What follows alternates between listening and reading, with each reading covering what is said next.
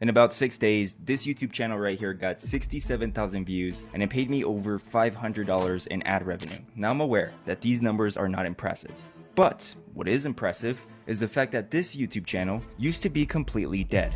I mean, the last upload on this YouTube channel was on the 9th of June. That was 72 days ago. And after just posting 5 videos, it's completely blowing up.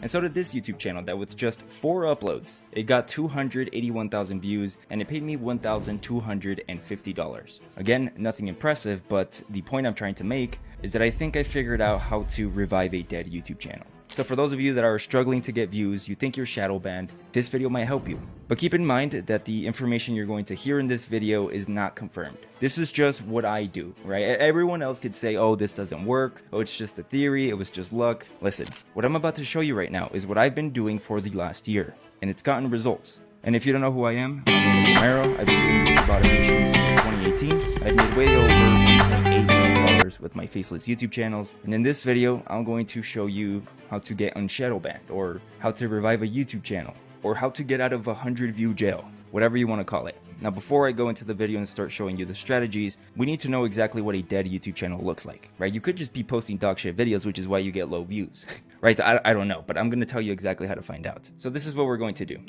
Go to the top right profile picture of your YouTube channel, go to YouTube Studio, go to Analytics on the far left, and then from here, click on Content. Now, I don't care how many views you've gotten, what your click-through rate is, or what your AVD is. What we care about here is the impressions. Now, depending on how many videos you've posted, I have no idea, we can kind of eye this. If you don't post that much, but you've been doing this longer, you can switch this to the last 90 days. So here's the rule of thumb.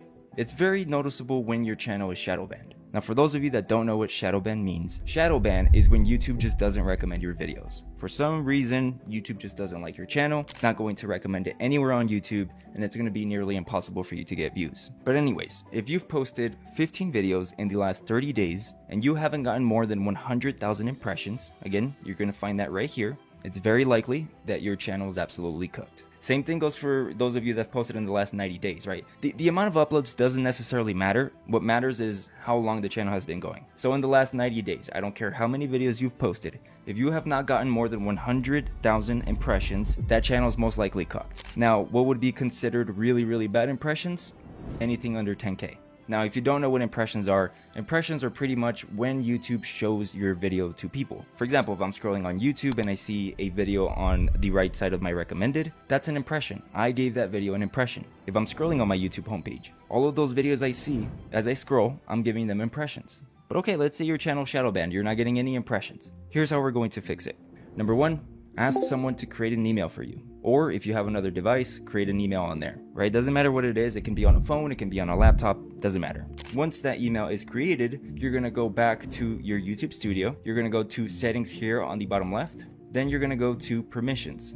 On the top right, you're gonna see an option that says invite. You're gonna go ahead and click on that. You're gonna change access to manager, and then you're gonna type in the email. Then you're going to click on done and save. After that is done, you're gonna go on that new email and you're going to accept the invitation. Once that is done, you're going to see it appear here. Now, this is going to invite that YouTube channel to become a manager. That means that they can upload, they can change things, they just can't physically get paid or delete the channel. But it can almost do everything that an owner can. Here's the part that sucks. Once you do this, you need to wait 7 days. Now, after 7 days, you will be able to change the role of that new email. So instead of editor, you're going to see an option here that says primary owner.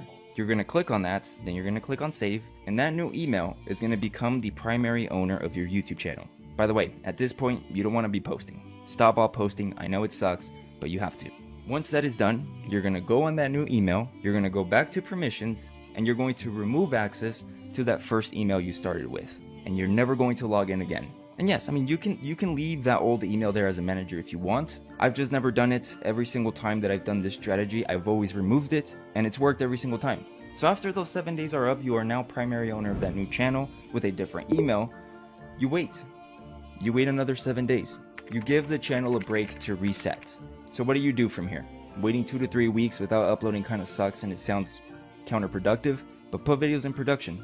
Start creating videos, whatever it is that you do. Stockpile them, because we're going to give this channel one more chance. Meaning that you need to prepare 20 videos. Because once you do all of this, right, and you wait all of this time, you create the content, you start posting it on the channel, If you don't see a spike of impressions or views with those 20 videos, the channel is cooked and you never touch this again. Matter of fact, probably log out of it. And from here you create a new email and you start again. But 20 videos is all it takes. But yeah, I mean, wait as long as you can. I waited 72 days on this channel, switched absolutely everything with the primary owner, and it seems like it worked. I mean, this was super fast. These were the views of the videos I was posting previously. I wasn't even breaking 100 views, which is crazy. The second I posted that new video, I got 270 views, the next one got 2,000, and then it jumped up to 80,000 views. But again, this is only what's been working for me. Now moving on, because there's a few more things to this, and you could take this as just advice. When you're preparing the next 20 videos, you need to micro niche, right? You need to go even deeper into the niche that you're in. For example, this YouTube channel originally posted about dogs. On August 12, when I started posting again, I was still posting about dogs, but it was about pit bulls. Strictly about pit bulls, nothing else. You understand what I'm saying? So instead of doing, oh, Chihuahuas, Saint Bernards, Golden Retrievers, German Shepherds, pit bulls, I chose one and I made 20 videos about it. Do you understand what I'm saying? When you're first starting off, you need to niche down as much as possible. You cannot be going too broad.